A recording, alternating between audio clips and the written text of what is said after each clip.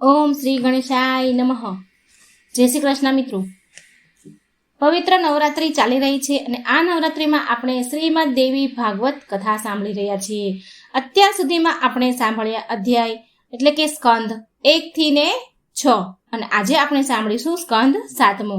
તો મિત્રો પૂરા ધ્યાનથી મનથી આ દેવી ભાગવત સાંભળજો, બીજાને પણ સંભળાવજો, જેથી આપણને પુણ્ય ફળ મળે, માના આશીર્વાદ પ્રદાન થાય. પૂરા શ્રદ્ધા ભક્તિ ભાવથી સાંભળો.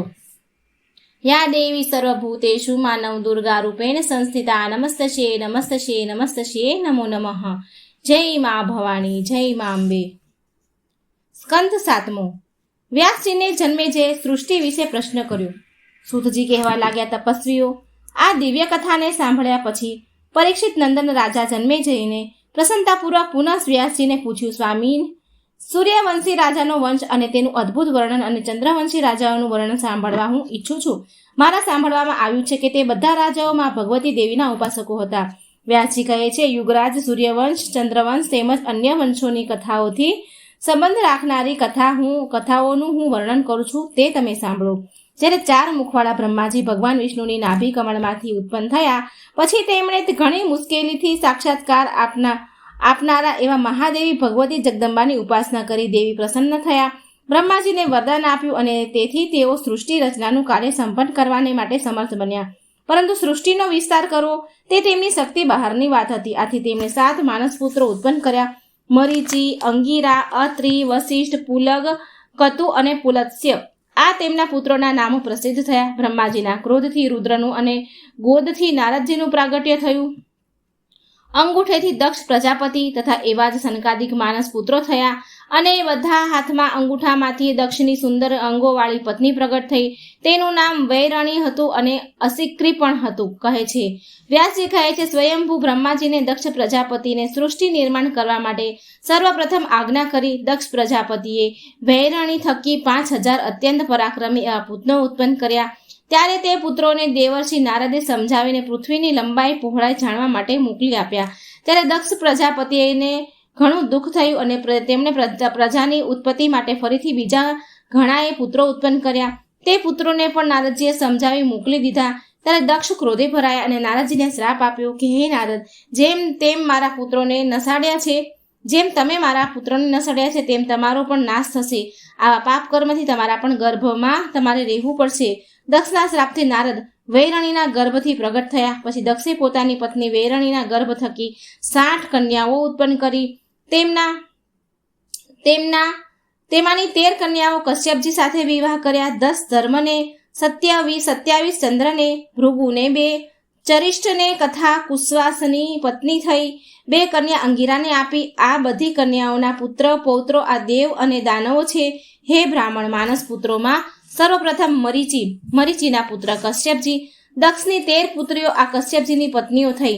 તેમનાથી દેવ, દાનવો, યક્ષો, સર્વો, પશુ, પક્ષી ઉત્પન્ન થયા. એટલે કશ્યપની સૃષ્ટિ કહેવાય.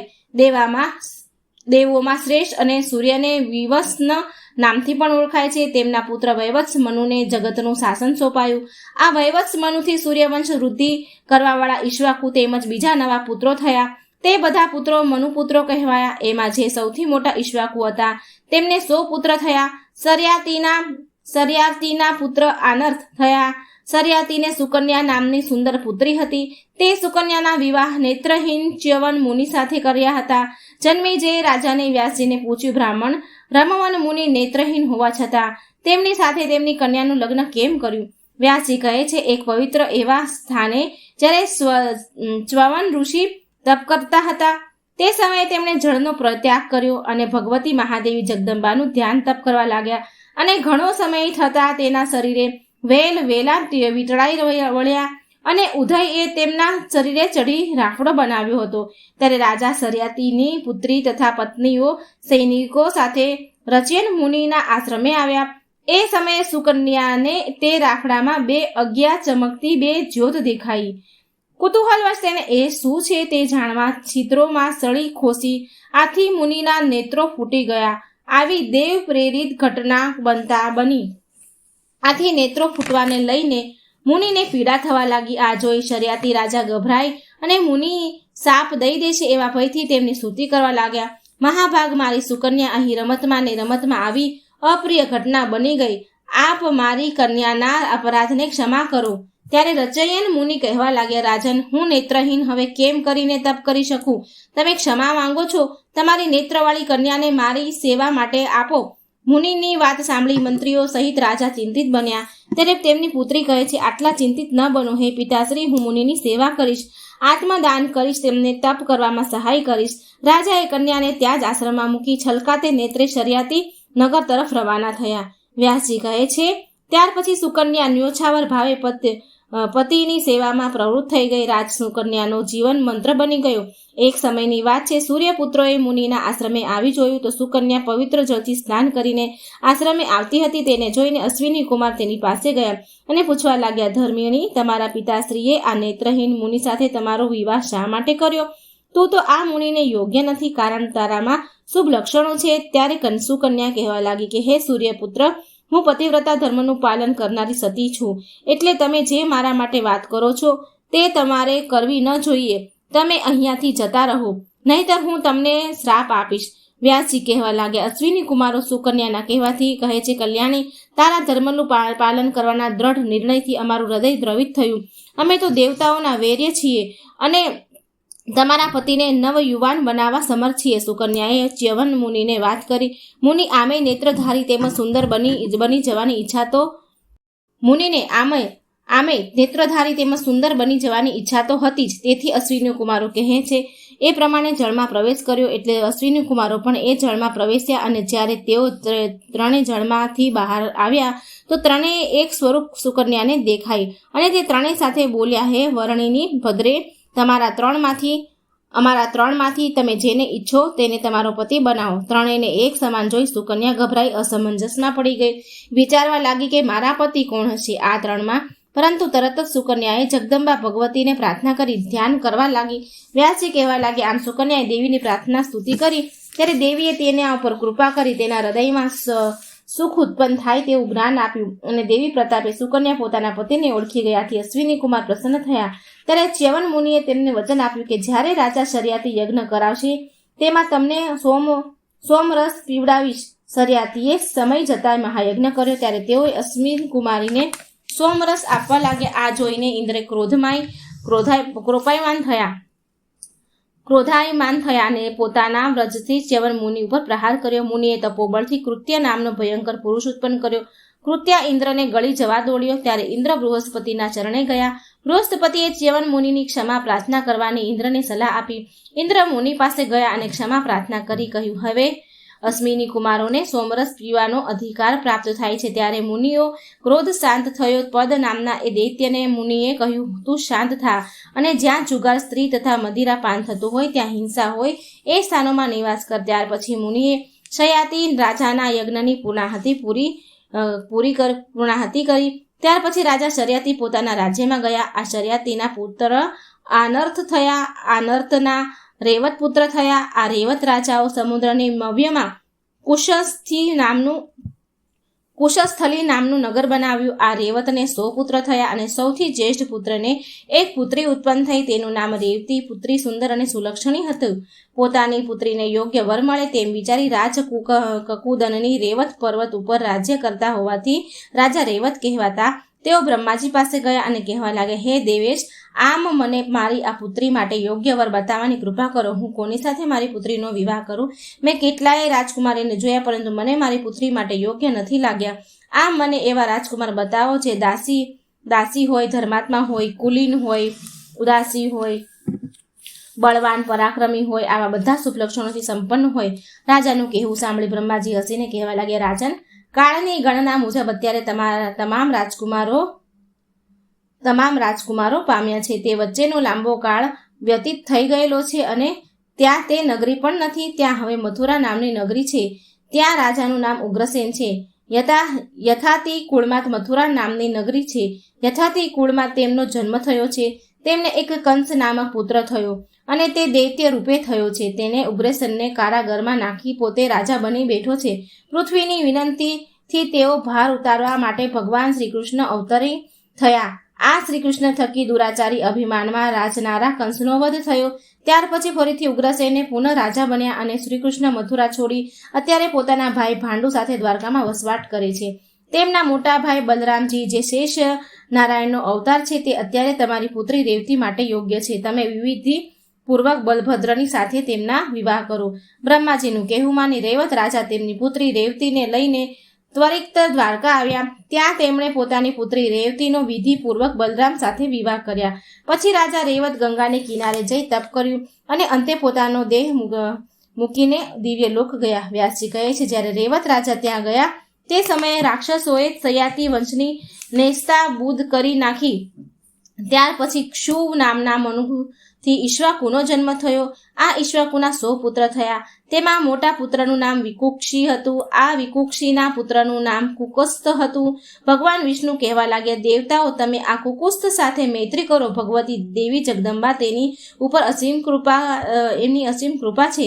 દેવતાએ કુકુસ્થ સાથે ગયા અને બધી વાત કહી. તેથી કુકુસ્થ કહે, આપની સહાયતા માટે ત્યારે જ હું તત્પર થાવ જ્યારે ઇન્દ્ર મારું વાહન બને.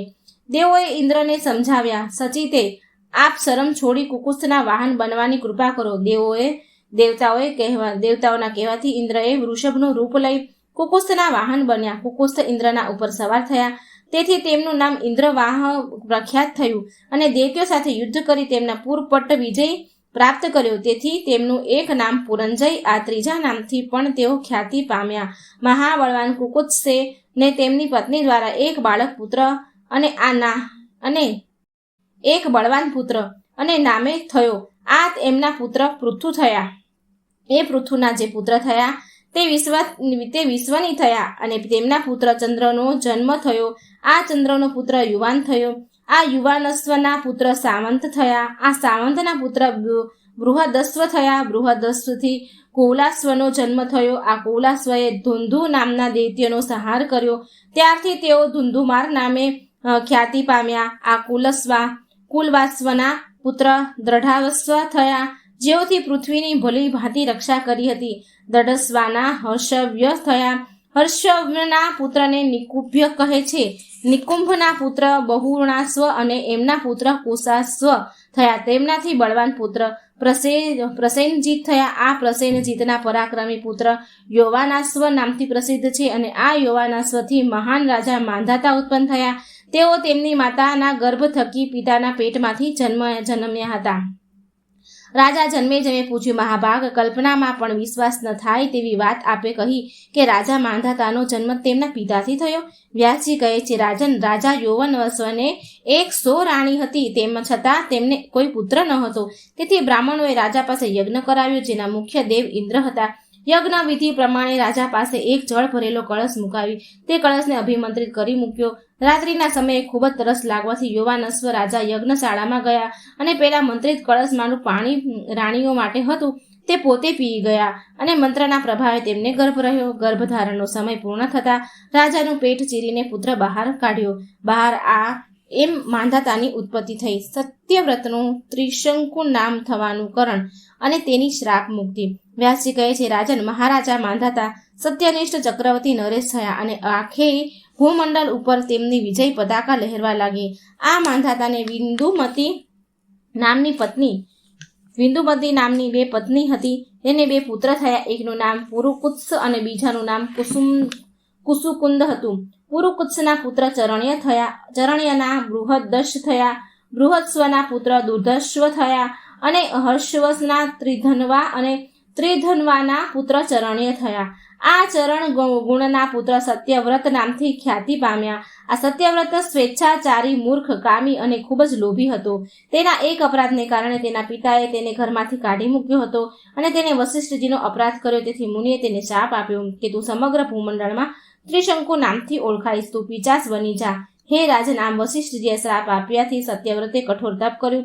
પરમ કલ્યાણ રૂપિણી પ્રકૃતિમય ભગવતી જગદંબાનું ધ્યાન તપ કરતા કરતા મંત્ર જાપ કરવા લાગ્યો. શાપને કારણે સત્યવ્રતમાં તમામ પિચાચિક ગુણો આવી ગયા. વ્યાસજી કહે છે, એક સમયની વાત છે. સત્યવ્રત નવાક્ષર મંત્રનો જાપ પૂર્ણ કરી હવન કરવાની ઈચ્છાથી બ્રાહ્મણો પાસે જઈ પોતાની ઈચ્છા પ્રગટ કરી. ત્યારે બ્રાહ્મણો કહે છે, તમારા ગુરુદેવ તમને શ્રાપ આપ્યો છે અને અત્યારે તમારામાં પૂર્ણપણે પિચાસિક આવી ગયું છે, પિચાસના ગુણો છે, માટે તમારો વેદોમાં અધિકાર નથી રહ્યો. એટલા કારણે તમે યજ્ઞ નથી કરી શકતા, કારણ કે પૈસાચિકતા હોવાથી પ્રાણી જગતમાં સંપૂર્ણપણે નિત્ય ગણાય છે. બ્રાહ્મણોની વાત સાંભળી સત્યવ્રતને અત્યંત દુઃખ થયું. વિચારવા લાગ્યો, મારા જીવનને ધિક્કાર છે. હવે વનમાં રહીને મારે શું કરવું? પિતાજીએ મને ઘરમાંથી કાઢી મૂક્યો. ગુરુદેવ મને શ્રાપ આપ્યો. રાજ્ય ઉપર મારો કોઈ અધિકાર નથી. આમ વિચારી સત્યવ્રત જંગલમાંથી લાકડા ભેગા કરી ચિતા બનાવી સળગાવી અને પોતે તેમાં કૂદવા માટે તૈયાર થયા. ભગવતીનું સ્મરણ કરી તે જ્યાં ચિતામાં પડવા જાય છે ત્યાં જ ભગવતી અંબા આકાશમાં પ્રગટ થઈ ધીર ગંભીર વાણીથી કહેવા લાગે, સત્યવ્રત શાંત થઈ જાઓ. તારા પિતા અને રાજ્ય સોંપી વનમાં ચાલ્યા જવાના છે. એટલા માટે રાજન ખેદ ન કરો. આજથી ત્રીજે દિવસે તમારા પિતા મુનિગણો સાથે તમને લેવા આવશે અને મારાથી વશીભૂત રાજા તમારો રાજા અભિષેક કરશે અને બ્રહ્મલોકમાં જશે. આમ દેવી પ્રેરિત રાજાને ત્રિશંકુને રાજ્ય સોંપ્યું અને પોતે તપસ્યા કરવા ચાલી ગયા. ગંગા કિનારે ઘોર તપ કર્યું અને રાજા ચારણનું પોતાનું આયુષ્ય પૂર્ણ થતા સ્વર્ગ ગયા. રાજા જન્મે જે પૂછ્યું, પ્રભુ સત્યવ્રત શાપથી પિચાસ થયા, તો તેનો ઉદ્ધાર કઈ રીતે થયો? કયા કારણથી વશિષ્ઠજીએ તેને શાપ મુક્ત કર્યો? વ્યાસજી કહે છે, રાજન સત્યવ્રતે ભગવતી અંબિકાની આરાધના કરી, દેવીએ કૃપા કરી અને દેવી પ્રેરિત વશિષ્ઠજીએ તેને શાપ મુક્ત કર્યો. રાજા ત્રિશંકુના પુત્ર હરિશ્ચંદ્ર થયા. એટલે ત્રિશંકુને ઈચ્છા થઈ કે પુત્ર હરિશ્ચંદ્રને યુવરાજ બનાવી સદૈવ સ્વર્ગનું સુખ ભોગવવું. એટલે તેઓ વશિષ્ઠજી પાસે જઈ કહેવા લાગ્યા, ગુરુદેવ તમે એવો યજ્ઞ કરાવો તેને દેવો માટે પણ મુશ્કેલ હોય. આથી મને સ્વર્ગની પ્રાપ્તિ થાય. વશિષ્ઠજી કહે છે, મનુષ્યને સદૈવ સ્વર્ગ પ્રાપ્તિ ન થઈ શકે. એટલે તમારું શરીર શાંત થાય પછી જ તમે સ્વર્ગ જઈ શકશો. ત્રિશંકુ મુનિનું કહેવું સાંભળી દુઃખી થઈ ગયા અને કહે છે, મુનિ તમે અભિમાનવશ મારો યજ્ઞ નહીં કરાવો તો હું બીજા પુરોહિતને બોલાવી તેની પાસે યજ્ઞ કરાવી. ત્રિશંકુનું આવું કહેતા સાંભળતા જ વશિષ્ઠજીને ક્રોધ ભરાયો અને શ્રાપ આપી બેઠા, રાજન તો અત્યારે ચંડાળ થઈ જા.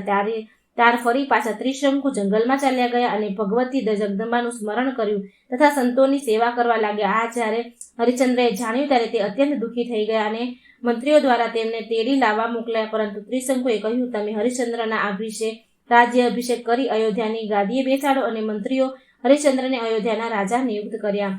વિશ્વામિત્રની કૃપાથી ત્રિશંકુ દિવ્ય દેહ પામ્યો. રાજન પોતાના પિતા ત્રિશંકુ શ્રાપગ્રસ્ત થઈ ચંડાળ બની ગયા. તેથી ત્રિશંકુના પુત્ર હરિશ્ચંદ્ર ખૂબ જ દુઃખી થઈ ગયા. ત્રિશંકુના પિશાચ થવાથી રાજા હરિશ્ચંદ્ર પણ પિતાની આવી દયનીય દશા ઉપર મનમાં વિચાર કરવા લાગ્યા હતા.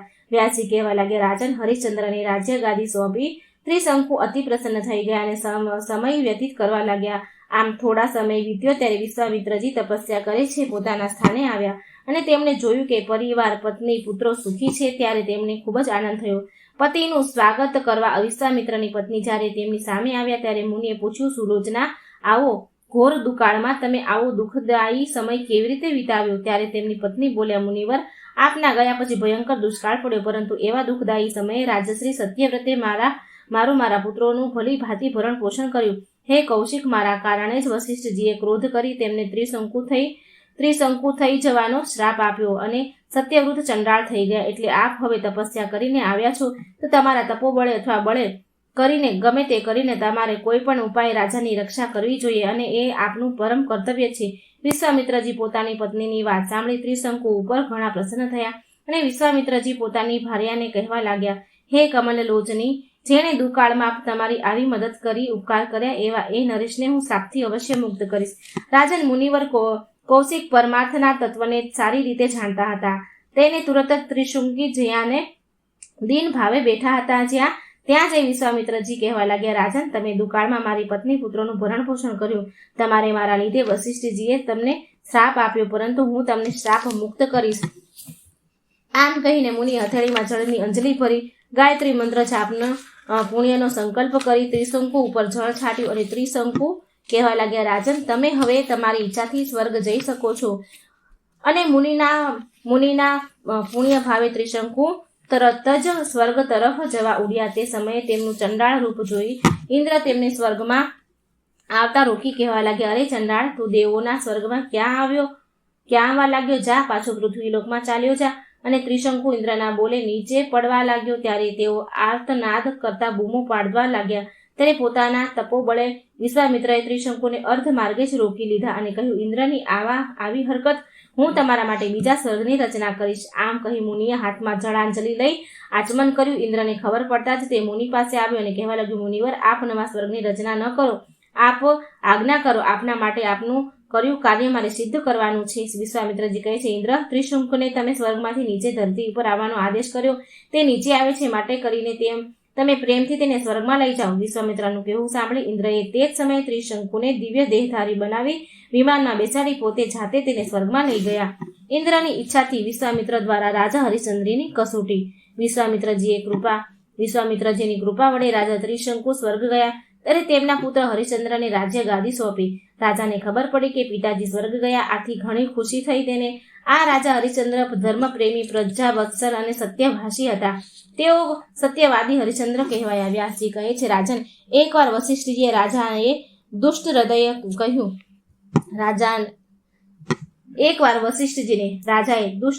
કહ્યું મુનિવર, સંતાન ના હોવાને કારણે હું અત્યંત દુઃખી છું. આપ કૃપા કરી મને સંતાન પ્રાપ્ત થાય એવો ઉપાય બતાવો. વશિષ્ઠજીએ હરિશ્ચંદ્ર રાજાની વાત સાંભળી કહ્યું, રાજન, તમે વરુણદેવના ઉપાસના કરો. વરુણદેવ જેવા દેવ તરત જ વરદાન આપવા પુત્ર પ્રાપ્ત કરવાનું જલ્દી તૈયાર નથી થતા, માટે કરીને તમે વરુણદેવની આરાધના કરો. મનુષ્યએ પ્રારબ્ધ અને પુરુષાર્થ બંને વડે કર્મ ધર્મ કરવા જોઈએ અને પ્રગતિ અને પુરુષાર્થ બંને વડે ધર્મ કર્મ કરવા જોઈએ અને પ્રગતિ કરવાથી જ તેનું કાર્ય સિદ્ધ થાય છે, એમાં કોઈ સંદેહ નથી. વશિષ્ઠજીની વાત સાંભળી રાજાએ વરુણદેવનું તપ કર્યું. તેથી વરુણદેવ પ્રસન્ન થયા અને વરદાન માંગવા કહ્યું. ત્યારે રાજા હરિશ્ચંદ્ર કહે છે, મારે કોઈ સંતાન નથી. આપ મને પુત્ર આપવાની કૃપા કરો. મેં ત્રણેય ઋણમાંથી મુક્ત થવા માટે તપ કર્યું છે. એટલે વરુણદેવે તેમને પુત્ર પ્રાપ્ત કરાવી આ પુત્રનું નામ રોહિત એવું રાખ્યું. તેથી રાજા રાણી તારામતી અત્યંત ખુશ થઈ ગયા. રાજા હરિશ્ચંદ્રનું ધર્મ, પ્રેમ, પ્રજા વત્સલ, રાજા ધર્મ અને સત્યવાદી તથા આવા ઘણા ગુણોનું વર્ણન નારદજીએ ઇન્દ્ર સભામાં કર્યું. ત્યારે ઇન્દ્રએ હરિશ્ચંદ્રની પરીક્ષા કરવા વિશ્વામિત્રજીને મોકલ્યા. વિશ્વામિત્રજી હરિશ્ચંદ્રની રાજ્ય સભામાં આવ્યા. વિશ્વામિત્રજીને આવેલા જાણી રાજા અને તમામ સભાપદો ઊભા થઈ તેમને પ્રણામ કર્યા. રાજા હરિશ્ચંદ્રએ ભલી ભાંતિ સ્વાગત કર્યું, પૂજન અર્ચન કરી તેમની સામે ઊભા રહ્યા. ત્યારે વિશ્વામિત્રજી ઘણા પ્રસન્ન થયા અને કહેવા લાગ્યા, રાજન, તમારી સેવાથી હું ઘણો પ્રસન્ન છું. તમે તો સત્યવાદી છો, તેમજ દાનેશ્વરી પણ છો. તમારી પ્રસન્નતા નારદજીએ ઇન્દ્ર સભામાં કરી, તેથી પ્રેરાઈને હું અહીં આવ્યો છું. મુનિવર, આપ શું ઈચ્છી રહ્યા છો તે જણાવો, હું અવશ્ય તે પ્રમાણે કરીશ. ત્યારે વિશ્વામિત્રજી કહે છે, રાજન, તમે જો આપવા માંગતા જ હોય તો તમારું રાજ્ય અને ધન સંપત્તિ મને દાન કરો. રાજા હરિશ્ચંદ્રએ રાજી ખુશીથી વિશ્વામિત્રજીને તેમને કહ્યું તેમ દાન કર્યું. ત્યારે પણ વિશ્વામિત્રજી કહેવા લાગ્યા, રાજન, દાન કરનારે દક્ષિણા આપવી, દાનને યથાર્થ કરવું જોઈએ, માટે તમે મને દક્ષિણાના રૂપે 1000 સુવર્ણ મુદ્રાઓ આપો. રાજા હરિશ્ચંદ્ર કહે છે, મુનિ, મેં તો મારું સર્વસ્વ તમને દાનમાં આપી દીધું. હવે મારી પાસે કાંઈ નથી, પરંતુ કંઈ વાંધો નહીં, આપ મને 1 માસની મુદત આપો. વિશ્વામિત્રજીએ તેમ કર્યું. સરસ વાણી કર્યા પછી રાજા પત્ની તારામતી તથા પુત્ર રોહિતને લઈને સાદા વસ્ત્રો પહેરી અયોધ્યામાંથી નીકળી પડ્યા અને કાશી ક્ષેત્રમાં પહોંચી. સર્વપ્રથમ 1000 સુવર્ણ મુદ્રા એકઠી કરવા માટે એક બ્રાહ્મણને ત્યાં પોતાની રાણી તારામતીને વેચી, પુરોહિતને પણ તે બ્રાહ્મણને વેચ્યો અને પોતે પણ એક ચંડાળને ત્યાં વેચાયા. અને તેમણે ચંડાળે સ્મશાનમાં રહી જે લાશ આવે તેની પાસેથી કર લેવાનું કામ સોંપ્યું. ત્યાર પછી પોતે એક સ્મશાનમાં આવી મૃત્યુ પામેલા પુત્રને જોઈ રાજાને અત્યંત દુઃખ થયું, પરંતુ તેમ છતાં તારામતીને કહે છે, સ્મશાનના નિયમ મુજબ તમે મને કર આપો, એક કફન તમારે આપવું પડશે. તારામતી પાસે કંઈ હતું નહીં. ખૂબ વિનંતી કરી, પરંતુ હરિશ્ચંદ્ર ડગ્યા નહીં. તેમણે કફન નહીં તો અગ્નિદાન નહીં કહ્યું. ત્યારે તારામતીએ પોતાની પહેરેલી સાડીનો અડધો ભાગ ફાડી કફન રૂપે રાજાને આપ્યો. ત્યારે તો હદ થઈ ગઈ. ભગવાન શ્રી હરિ, ઇન્દ્ર, બ્રહ્મા, દેવો તથા વિશ્વામિત્ર ત્યાં આવી પહોંચ્યા. કહે છે, ધન્ય છે રાજન, તમારી સત્યપરાયણતાને, ધર્મપરાયણતાને અમને ઘણો આનંદ થયો છે. જગતમાં તમારા જેવો દાની, સત્ય, વ્રતધારી, ધર્મિષ્ઠ કોઈ પાક્યો નથી અને થશે પણ નહીં. રાજન, આ તમારી કસોટી હતી, પરીક્ષા હતી, અને તમે કસોટીમાં ડગ્યા નહીં, માટે કરીને તમે હવે તમારા પત્ની અને પુત્ર સહિત સ્વર્ગ જાઓ. એમ કહી મૃત રોહિત ઉપર કૃપા દ્રષ્ટિ કરી રોહિત જીવિત થયા. રાજા અને રાણી બંને પુત્રને જીવિત થતા ખુશ થયા. ત્યારે હરિશ્ચંદ્ર કહે છે, ભગવાન, હું સ્વર્ગ કેમ કરીને જાઉં? મારા સ્વામી જ્યાં સુધી મને રજા આપે નહીં ત્યાં સુધી મારાથી જવાય નહીં. એટલે તરત જ ચંડાળ રૂપે રહેલા ધર્મરાજા કહે છે, હું જ ચંડાળ રૂપે હતો. તમારી સત્ય પ્રત્યે અડગતા જોઈ લીધી. હું તમને મુક્ત કરું છું. ત્યારે રાજા કહેવા લાગ્યા, ફરી કહે છે કે દેવતાઓ, તેમ છતાંય હું સ્વર્ગ જઈ શકું નહીં, કારણ કે મારી અવધની પ્રજાને સ્વર્ગ પ્રાપ્ત ના થાય તો તે માટે હું પ્રજાવત્સક કેમ કહેવાઉં. પ્રજા પ્રેરિત રાજા હરિશ્ચંદ્રએ પોતાનું પુણ્ય પ્રજાને આપ્યું અને પોતાની પત્ની તારામતી, પુરોહિત અને પોતાના પ્રજા સાથે રાજા હરિશ્ચંદ્ર સ્વર્ગ ગયા. સતાક્ષી દેવોની પ્રાગટ્યની કથા. રાજા જન્મેજય કહે છે, મુનિવર, આપે રાજશ્રી હરિશ્ચંદ્રની ઘણી અદ્ભુત કથા કહી સંભળાવી. હવે આપ મને એ કહો કે પરમ ધાર્મિક ધર્માત્મા રાજા હરિશ્ચંદ્રએ ભગવતી સતાક્ષીની ઉપાસના કરી હતી. તે કલ્યાણ સ્વરૂપિણી ભગવતી સતાક્ષીની પ્રાગટ્ય કથા કહો. મારું જીવન સફળ બનાવવાની કૃપા કરો. ત્યારે વ્યાસજી કહે છે, રાજન, હું હવે તમને ભગવતી સતાક્ષીના પાવન ચરિત્રનું વર્ણન કરું છું, તે સાંભળો. પૂર્વ દુર્ગમ નામના એક મહાદૈત્ય હિમાલય ઉપર જઈ 1000 વર્ષ સુધી તપ કરી બ્રહ્માજીને પ્રસન્ન કર્યા. હંસ ઉપર સવાર થઈ બ્રહ્માજી દુર્ગમને વરદાન આપવા આવ્યા. દુર્ગમે બ્રહ્માજીને પ્રાર્થના સ્તુતિ કરી. પછી કહ્યું, આમ મને બધા વેદો અને અપૂર્વ બળ આપો કે જેથી કરીને હું દેવતાઓ ઉપર વિજય મેળવું. એમ જ થાઓ. એમ કહી બ્રહ્માજી પોતાના લોક ગયા. વરદાન પ્રભાવે દુર્ગમે 3 લોકમાં હાહાકાર મચાવ્યો અને બળ પ્રયોગ કરી અમરાવતી આંચકી લીધી. આ વ્રજથી પણ કઠોર શરીરવાળા દુર્ગમે દેવતાઓને યુદ્ધ કરી હરાવ્યા. એટલે તેના ભયથી દેવતાઓ ભાગ્યા અને ગુફાઓ, પર્વતના શિખરો એવી જગ્યાઓએ સંતાયા કે ભગવતી પરંબાનું ધ્યાન સ્તવન કરવા લાગ્યા. રાજન, વેદો દુર્ગમ પાસે હોય, ઋષિ મુનિનો યજ્ઞ ભાગ કરી શકતા ન હોતા. તેથી કહીને દેવોએ તેમનો ભોગ મળતો ન હતો. તેથી કરીને તેને ભોગ ન મળે. તેમાંય વરસાદ પડવો બંધ થઈ ગયો. તેથી ભયંકર દુકાળ પડ્યો. રાજન, આવી અનાવૃષ્ટિ 100 વર્ષ સુધી રહી. લોકો તથા પશુ પક્ષીઓ મારવા લાગ્યા. આવો ભયાનક સમય ઉભો થતા કલ્યાણ રૂપિણી ઉપાસના કરવા હિમાલય ઉપર બ્રાહ્મણો સમાધિ, ધ્યાન, પૂજન, સ્તુતિ, પ્રાર્થના કરવા લાગ્યા. ત્યારે દેવીને કહેવા લાગ્યા, હે માતા, અમારી ઉપર ભયાનક સંકટ ઊભું થયું છે. આ પ્રસન્ન થાવ. ત્યારે ભગવતી દેવી પાર્વતીજીને ભુવનેશ્વરી કે મહેશ્વરી નામથી પ્રખ્યાત છે. તેમણે પોતાની અનંત આંખો વડે દિવ્ય દર્શન આપ્યા. વ્યાસજી કહે છે, રાજન, બ્રાહ્મણો અને દેવતાઓની વાત સાંભળી દેવી શિવા એટલે કે પાર્વતી એ અનેક પ્રકારના શાકો તથા મીઠા ફળો પોતાના હાથે દેવતાઓને ખવડાવ્યા. ત્યારે આ પ્રકારે શાકો આપવાથી દેવી ભગવતીનું એક નામ શાકાંભરી એવું પડ્યું. અહીં દુર્ગમને આ વાતની ખબર પડતા જ તે અભિમાની પોતાના દૈત્ય સેના લઈને દેવી સામે યુદ્ધે ચડ્યો. તેણે દેવો બ્રાહ્મણોને ચારે તરફથી ઘેરી લીધા. ત્યારે દેવીએ તે સૌનું રક્ષણ કરવા માટે તેમની ચારે તરફ રક્ષા ચક્ર ઉપસ્થિત કર્યું અને દૈત્ય સાથે યુદ્ધ કર્યું. ત્યારે તેમણે અનેક શક્તિઓ ઉત્પન્ન કરી. તે શક્તિમુખી, માતંગી, ત્રિપુરી, સુંદરી, કામાક્ષી, તોળજા, જંભીનો, મોહિની, છિન્ન મસ્તા, ગૃહા, કાળી તથા 10 સહસ્ત્ર બઠુકા વગેરે 32 શક્તિઓ, ત્યારબાદ 64 અને પછી તો અગણિત શક્તિઓ ઉત્પન્ન થઈ ગઈ.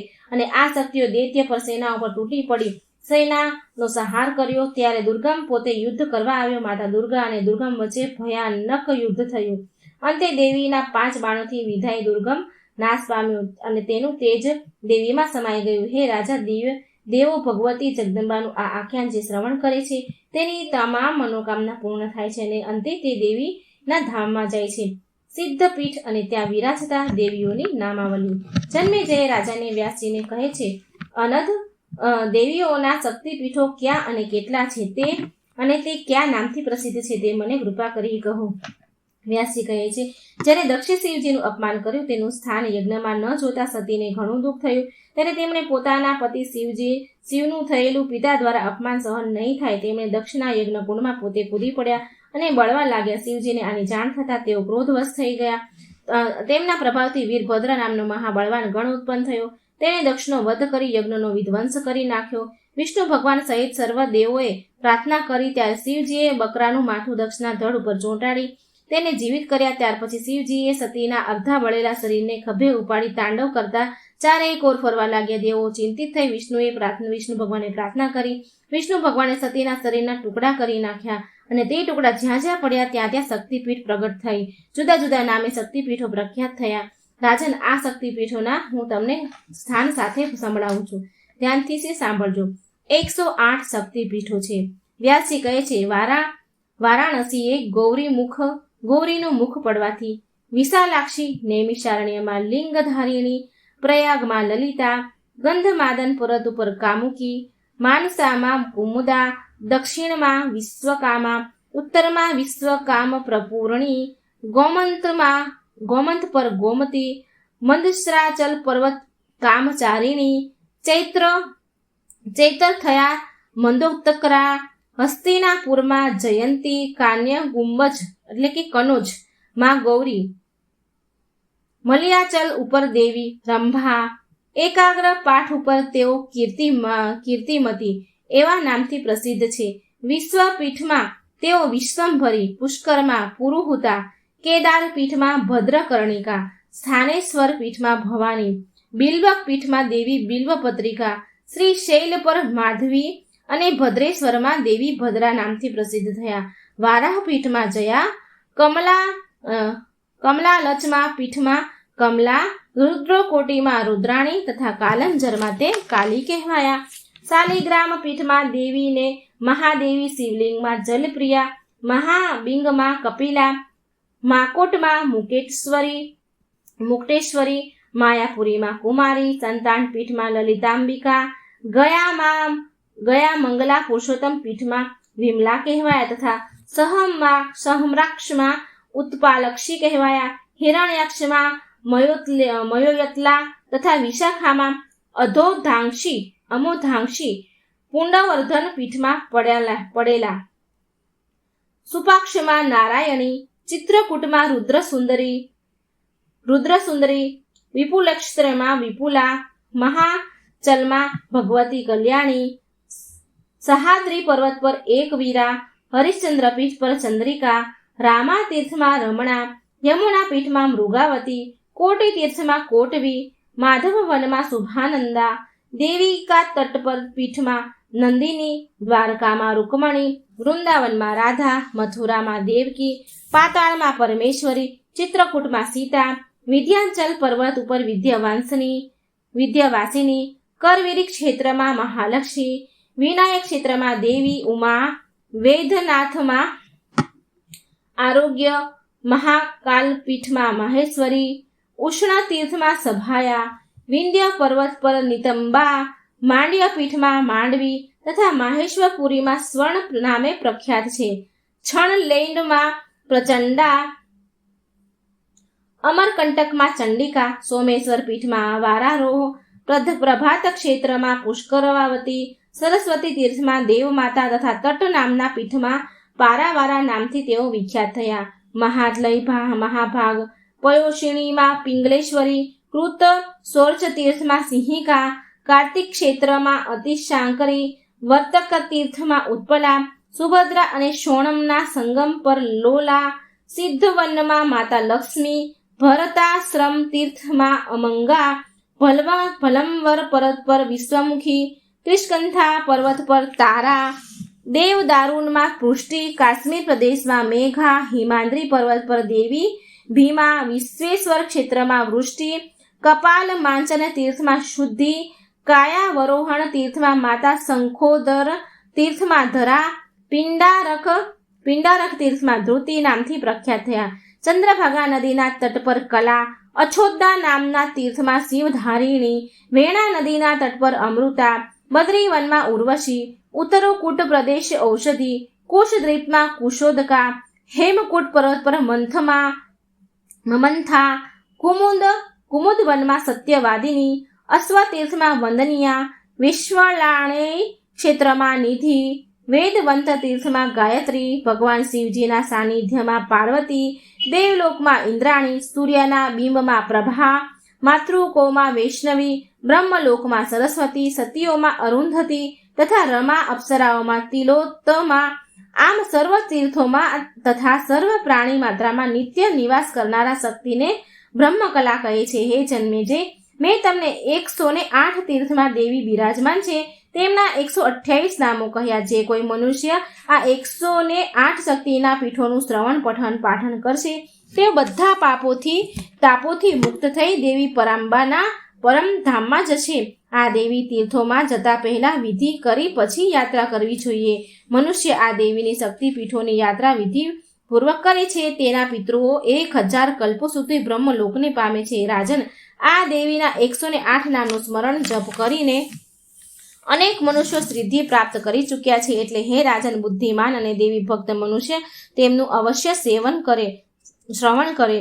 વ્યાસજી કહે છે, રાજન, તમે મને જે કોઈ પ્રશ્ન કર્યો તેનું સર્વ પ્રકારે મેં તમને સૂક્ષ્મથી સૂક્ષ્મ સહિત રહસ્ય બતાવ્યું. હવે તમે શું સાંભળવા ઈચ્છો છો? જન્મેજયે કહ્યું, મુનિવર, આપે પહેલા કહેલું કે હિમાલયના શિખર ઉપર મહાન તેજનો આવિર્ભાવ થયો, પ્રગટ થયો. એ પ્રસંગ મને વિસ્તારપૂર્વક કહો. હિમાલયને ત્યાં દેવી પ્રગટ થયા તથા હિમાલયને દેવી દ્વારા ઉપદેશ. જન્મેજયના પૂછવાથી વ્યાસજી કહેવા લાગ્યા, રાજન, સતીનું શરીર જ્યારે યોગા અગ્નિમાં બળી ભસ્મ થયું ત્યારે શિવજીએ દેશાંતરોમાં નિરાશ થઈ ફરવા લાગ્યા અને ભગવતી જગદંબાનું સ્મરણ કરવા લાગ્યા. ત્યારે સતીની અનુપસ્થિતિમાં તારક નામનો અસુર ઉત્પન્ન થયો. તપ કરવાથી બ્રહ્માજીએ તેને વરદાન આપ્યું, શિવપુત્રના હાથે જ તારું મૃત્યુ થશે. આ સાંભળીને દેવતાઓએ દુઃખી થયા વિષ્ણુ ભગવાન પાસે ગયા અને વિષ્ણુ દેવતાઓને લઈને હિમાલય ગયા અને ત્યાં સર્વ દેવતાઓએ ભેગા મળી ઘણો સમય સુધી દેવી જગદંબાની સ્તુતિ પ્રાર્થના કરી નામ જપ કર્યા. ત્યારે દેવી પ્રસન્ન થયા, કહેવા લાગ્યા, દેવતાઓ, તમે સૌનું આવવાનું પ્રયોજન શું છે તમારા બધાનું? તે કહો, ભક્તોની અભિલાષા પૂર્ણ કરવા હું તત્પર છું. દેવતાઓ કહેવા લાગ્યા, હે પરમેશ્વરી, બ્રહ્માજીના વરદાનથી તારકાસુર નામનો અસુર અમને ત્રાસ આપે છે. આ તારકને વરદાનમાં બ્રહ્માજી એમ કહ્યું છે કે શિવજીના પુત્રના હાથે તારું મૃત્યુ થશે, પરંતુ ભગવાન શંકર તો અત્યારે વિદુર જીવન જીવી રહ્યા છે. ભગવતી અંબા કહેવા લાગ્યા, દેવતાઓ, મારી શક્તિને ગૌરી નામે પ્રસિદ્ધ કરીશ. તે હિમાલયને ત્યાં પ્રગટ થશે. માટે કરીને તમે એવો પ્રયત્ન કરો કે જેથી ભગવાન શિવ સાથે તેનો સંબંધ થાય. તે દેવી જ તમારું કાર્ય સિદ્ધ કરશે. હિમાલયનું પણ કર્તવ્ય છે કે તે ભક્તિભાવથી મારી ઉપાસના કરે. હિમાલયે પણ દેવીની વાણી સાંભળી અને તેઓના નેત્રોમાં આંસુ આવ્યા. પોતે હર્ષિત થઈ દેવીની સ્તુતિ કરી. ત્યારે દેવીએ તેમને વેદો અને ભક્તિ યોગનું જ્ઞાન આપ્યું. હિમાલય દેવીથી ઉપદેશ પામી કહેવા લાગ્યા, દેવી, આપ આપના વિરાટ સ્વરૂપના દર્શન કરાવો. વ્યાસજી કહે છે, ત્યાં ઉપસ્થિત દેવોએ પણ હિમાલયનું સામર્થ્ય કર્યું. ત્યારે ભગવતી દેવીએ વિરાટ સ્વરૂપ ધારણ કર્યું અને સૌને દર્શન આપ્યા. પરંતુ દેવતાઓએ સ્વરૂપ જોઈને ગભરાઈ ગયા અને હાહાકાર મચી ગયો અને મૂર્છિત થઈ ગયા. ત્યારે દેવીએ સૌમ્ય સ્વરૂપ ધારણ કરી દેવોને સચેત કર્યા. પછી દેવોએ સર્વને બોધ આપ્યો અને ત્યાર પછી આ એ જ દેવી છે જે ગૌરી રૂપે હતા. દેવી ભુવનેશ્વરીએ કાર્તિક સ્વામીને જન્મ આપ્યો.